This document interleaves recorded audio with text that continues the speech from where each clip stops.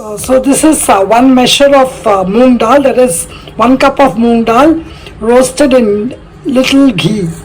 Lightly roasted, just remember, lightly roasted.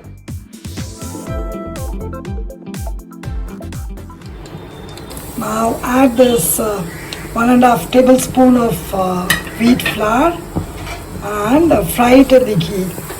This is almost half of the ghee. Half of the ghee that we are going to add to the total sweet of Ashoka.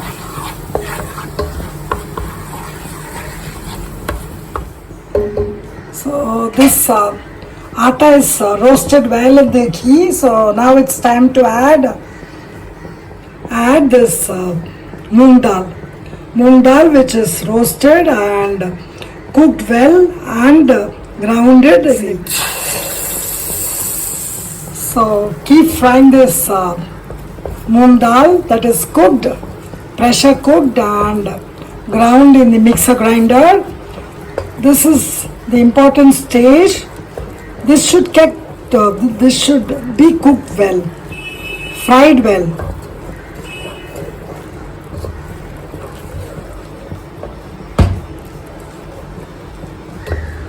So this is a very important stage, wherein the dal is being roasted in the ghee. So see, I've added some more of the ghee. Yes. So only this avoids the crystallization of sugar in the Ashoka sweet the next day. See, some people complain that my Ashoka sweet gets crystallized after 1 or 2 days. So this is the reason. Unless it's roasted well in the ghee.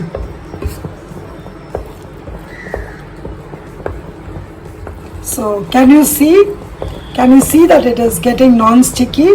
Yeah, you can see the glaze of the ghee too. Yeah, so now is the time to add sugar. I am adding half sugar and half jaggery powder. It's up to you. Usually everybody adds only sugar. I am adding both. So I am adding this jaggery powder plus sugar. Yes. Wow.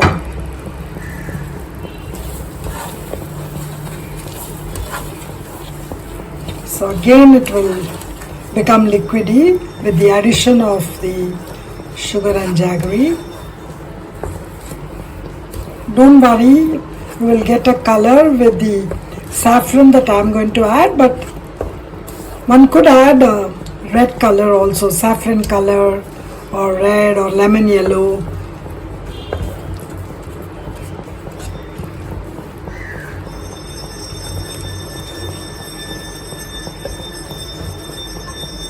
This is the saffron in warm water. It's been soaking for some time, so let's add this for color. Yes. Yeah, we need to add everything. Yeah, so apart from the saffron, I added some red color too because I found that the color wasn't very impressive. So it's up to you. I decided to make it very colorful. Wow.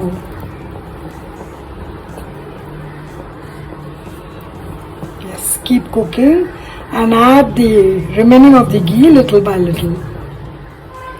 Yeah. Some ghee, then more ghee. One day it's okay, so don't worry. Like, I can visualize people, getting appalled at the amount of ghee that's going into this Ashoka, but it's okay. It's puja time, it's Sarse puja, Navaratri time, and one can indulge in a bit of sweet, authentic traditional sweet. And it's my son's birthday tomorrow, so I have to be generous and liberal while adding ghee. Don't you agree? Added some more ghee. Now it looks like the Tirunelveli Halwa, the famous Tirunelveli Halwa. Yeah. So our Ashoka Halwa is ready. As you can see, the ghee that we added, it's coming out. Yeah, so this is the right time to add the roasted cashew nuts and kishmish. Yeah, can you see the ghee? Yes. So it's almost ready. So this is how it will look, when it falls like a ribbon. See? Yes. So this is the time you know that the Ashoka Halwa is ready. Yes. It falls like a tape, layer by layer. Yes. See, this is how beautiful it looks.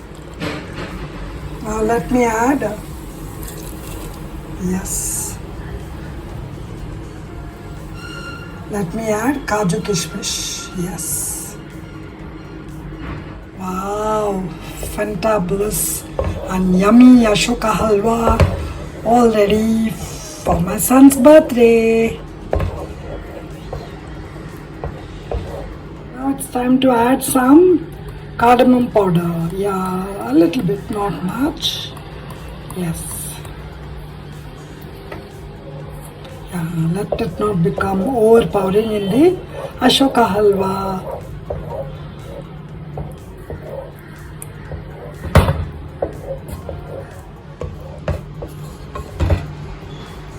See, it's just sliding off the pan.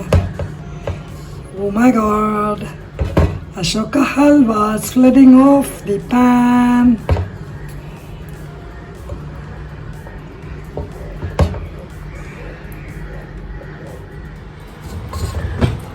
See the halwa?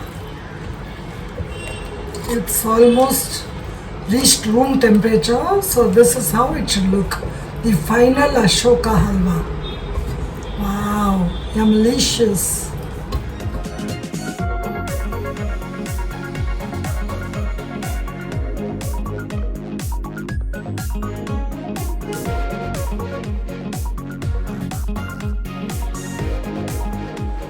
So this was the Ashoka Halwa that I made today for Sujan Fun Kitchen. So this Ashoka Halwa I made for my son's birthday, which is tomorrow. But do try this out for the coming festive season of Navaratri.